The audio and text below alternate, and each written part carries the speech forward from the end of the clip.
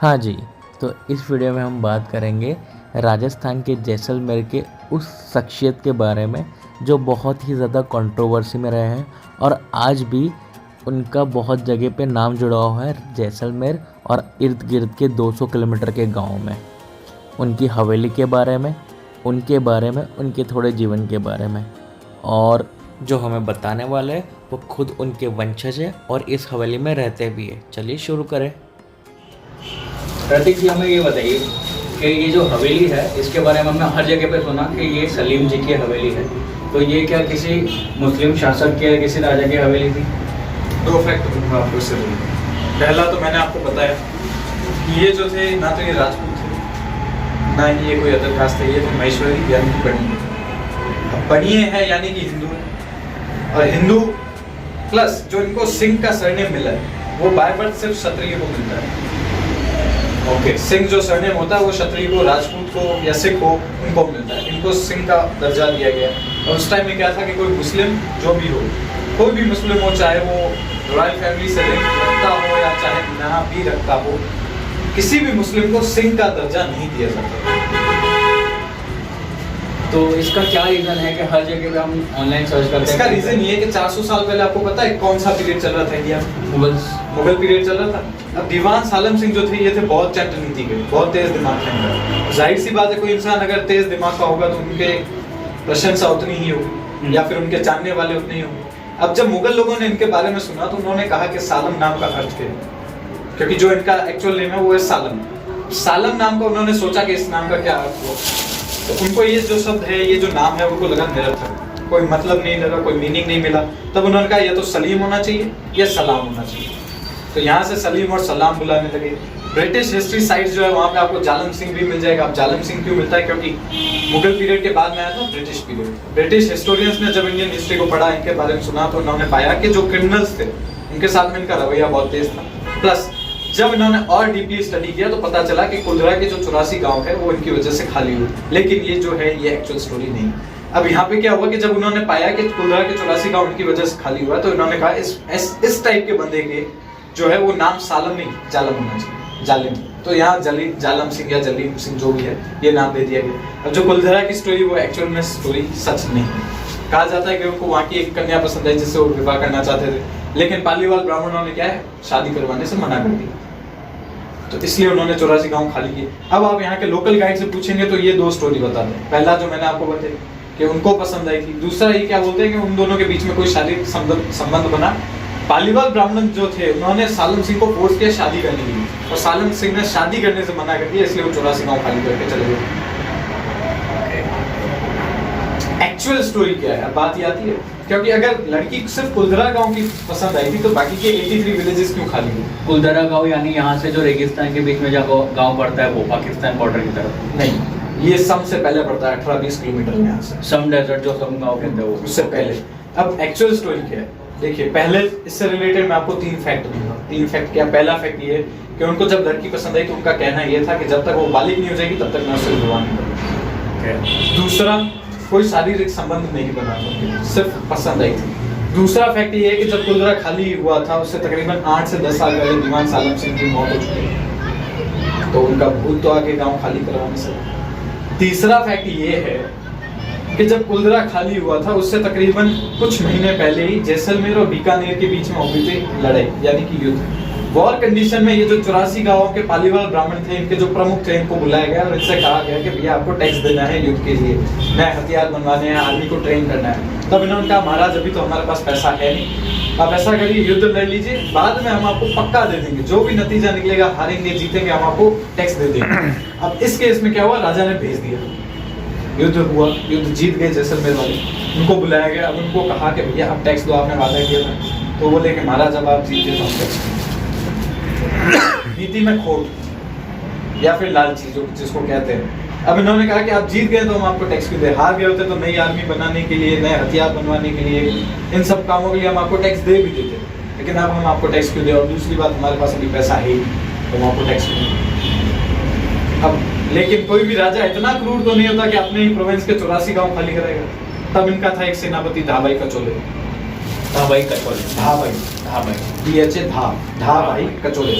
अब हुआ क्या, जाहिर सी बात है सेनापति है तो गुप्तचर भी थे। अब गुप्तचरों ने इनको बताया कि ये जो पालीवाल ब्राह्मण है ये बोल रहे हैं झूठ। झूठ क्या बोल रहे हैं कि इनके पास सोना पैसा है ही नहीं। इनके पास ये जो 84 गांव थे ये जैसलमेर के सबसे रईस गांव में से एक थे। ये जो 84 गांव के ब्राह्मण थे इनके पास खूब था, खूब सोना पैसा था, लेकिन इन्होंने राजा को झूठ बोला कि हमारे पास नहीं है। अब सेनापति था तो जाहिर सी बात है युद्ध में प्रदर्शन अच्छा था, तो राजा ने इनके नाम एक इनाम किया होता कि भैया आपको जो भी मांगना हो आप मांग लीजिएगा। तब ये और इनके कुछ चमचे, धावाई कचोले और इनके कुछ चमचे जो मंत्री होते ना, वो सब गए राजा को बोला कि भैया ऐसा करिए आपको कुछ देना ही है, तो ये 84 गांव की जागीर हमें दे दीजिए, गरीब गाँव है। राजा कहा ठीक है। अब राजा के दिमाग में तो यही था कि ये जो गाँव है ये गरीब। आगे की कहानी शॉर्ट में, जैसे ही कचौले के हाथ में ये कुलधारा के 84 विलेजेस आ गए, वैसे ही इसने उन गांव वालों के सामने डिमांड करी कि आप, अब राजा ने जितना आपसे टैक्स मांगा था उससे डबल मुझे देंगे। अब गांव वालों का तो एक ही रिप्लाई था, जब हमने राजा को नहीं दिया तो तू कौन सी खेत की मूली है। ये सोचकर गांव वालों ने टैक्स नहीं दे रहा और कचौले ने ये सारे के सारे गांव खाली करवा दिए। तो जी दूसरी जो भी स्टोरी जुड़ी है कि सलीम जी की अफेयर था वो गांव की लड़की के साथ, ब्राह्मण की लड़की के साथ वगैरह वगैरह, वो सारे झूठ है। और हॉन्टेड स्टोरी वगैरह जो भी गाइड अपना स्टोरी बता के पैसा कमाने के चक्कर में बताते वो सारी की सारी यहाँ पे गलत साबित होती। अब मैं इतने कॉन्फिडेंस से इसलिए बोल पा रहा हूँ क्योंकि मैंने जिस इंसान के साथ इंटरेक्शन किया है इस वीडियो में वो खुद महेश्वरी आगे सलीम सिंह जी के 9th जनरेशन में आते हैं, प्रतीक महेश्वरी जी। अब बढ़ते हैं उस ज़माने के कंस्ट्रक्शन और बाकी सारी चीज़ों पे। रन करती है इस पोर्शन से पीछे के पोर्शन तक में, और इस बालकनी में कुल मिला के अगर गिना जाए तो तकरीबन 38 झरोके बने हुए, 38 झरोके, और सबकी डिज़ाइन अलग अलग है। नीचे में देखेंगे तो जो स्टोन में नेट का काम किया हुआ है वो डिज़ाइन सारी अलग है। ऊपर में देखेंगे जो आर्क बना हुआ है, आर्क के अंदर की डिज़ाइन भी अलग अलग है। आर्क के ऊपर में जो पिकॉक का स्ट्रक्चर बना हुआ है उनकी भी डिज़ाइन अलग अलग है। ये ऐसा किया गया था रईसी दिखाने के लिए। रईसी इन द सेंस अगर अपन अज्यूम करके चलते हैं कि एक वर्कर को एक डिज़ाइन बनाने के लिए 2 इक्विपमेंट चाहिए और बार बार वही डिज़ाइन बनानी, तो उससे क्या होगा कि वो कंसिस्टेंसी मेंटेन करेगा और फ्लो में आ जाएगा। लेकिन यहीं पे वो बार बार डिज़ाइन चेंज कर रहा है, इक्विपमेंट चेंज कर रहा है, तो इससे उसकी ना तो कंसिस्टेंसी मेंटेन होगी ना वो फ्लो में आएगा। इससे उसकी मेहनत हो जाएगी ज़्यादा, और जितनी मेहनत करेगा आप उतना ही उसको पे आउट देंगे। यानी कि इनडायरेक्टली ये बताने का तरीका था कि मेरे पास में पैसा ज़्यादा है। साल पहले सीमेंट था नहीं, पानी डेजर्ट में कम होता है, चूना होता है, लेकिन चूने को सीमेंट से ज़्यादा पानी चाहिए होता है। तो उस केस में ये जो 850 साल पुराना फोर्ट है, ये 400 साल पुरानी बिल्डिंग है, और जो बाकी की पुरानी हवेलियाँ हैं वो बिना पानी बिना सीमेंट के कैसे बनी। तो उस टाइम में एक सिस्टम चलता था, वो था interlocking system between the stones. काम कैसे करता था देखेंगे, ये हमारा साइड का स्टोन है, ये हमारा मिडिल का स्टोन है। यहाँ से देखेंगे पोर्शन कटआउट किया हुआ है, इतना यहाँ से क्रेव आउट है, फिर क्रेव आउट है, फिर कटआउट है। इस स्टोन को हम उठाएंगे और यहाँ पे प्लेस करेंगे तो ये पोर्शन इसको ओवरलैप करेगा, ये वाला कटआउट के अंदर चला जाएगा। तो बाहर की तरफ पुश करेंगे तो नहीं लेगा, अंदर की तरफ पुल करेंगे नहीं लेगा। अब जैसे कि ये लास्ट स्टोन लगा हुआ है, ये किसी रीज़न से गिर जाता है, तो इस केस में क्या होगा कि ये जो स्टोन है ये दूसरे स्टोन को भी सपोर्ट करके रखता है, जैसे लेगो टॉयज में होता है। अब अगर ये स्टोन गिर जाएगा तो ये वाला स्टोन इस तरफ झुकेगा और ये भी गिर जाएगा। अब इसके लिए उन्होंने क्या किया, आयरन का रॉड लिया, उसका एक पोर्शन डाल दिया इधर के स्टोन में, दूसरा वाला पोर्शन डाल दिया इधर के स्टोन में। अब ये क्या होगा, ये आयरन का जो रॉड है ये इसको सपोर्ट करके रखता है। इस ज़माने में ऐसी बिल्डिंग बन सकती है क्या? कमेंट करके ज़रूर बताना।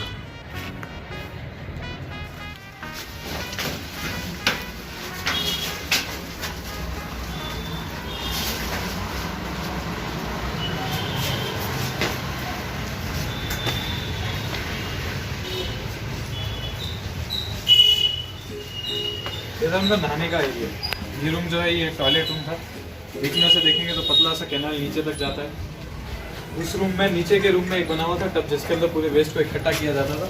3 से 4 महीने के बाद जब वो डिकम्पोज हो जाता था तो उसको निकाल के खेतों में मिक्स किया जाता था, क्योंकि यहाँ पे नेचुरल फर्टिलाइजर नहीं है। यहाँ पे बैठ के दीवान साहब नहाते थे।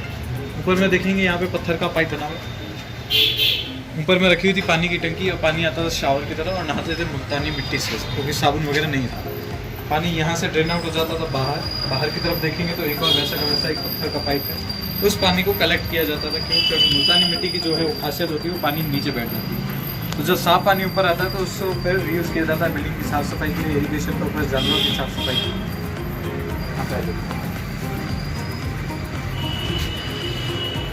कपड़े चेंज करते थे, सामने में बना हुआ मंदिर में पूजा करते थे। शिला को देखेंगे तो शिला के ऊपर बना ऊपर की साइड में सूर्य की भी प्रतिमा, नीचे में देखेंगे तो गजलक्ष्मी है।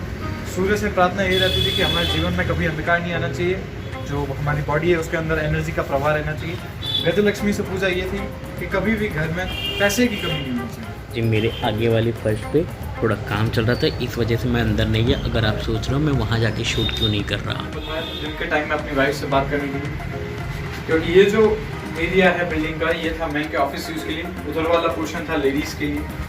अब दिन के टाइम में क्या है, घर की लेडी को मैन के ऑफिस एरिया में आना अलाउड नहीं था, तो इस केस में यहाँ पे बैठ के वो अपनी वाइफ से बात करते थे। सामने में देखेंगे वैसा ही एक झरोका बना हुआ है, वहाँ पे उनकी वाइफ बैठती थी और बात करते थे बिना बोले साइन लैंग्वेज में। साइन लैंग्वेज दो तरीके की थी, पहला तो आंखों के थ्रू, आंखों के इशारे, दूसरा होता था खुद के थ्रू इन द सेंस जो आपने कपड़े पहन रखे हैं, कौन से कलर के कपड़े पहन रखे हैं, जो एसेसरीज पहन रखी है, हर चीज को एक कोड वर्ड की तरह यूज किया जाता था। अब यहाँ पे नाचते तो वो खुद होंगे नहीं, जो अदाकारा है वही अपनी नृत्य कला से इनका मनोरंजन करती होगी। एंटरटेनमेंट भी ज़रूरी है बॉस।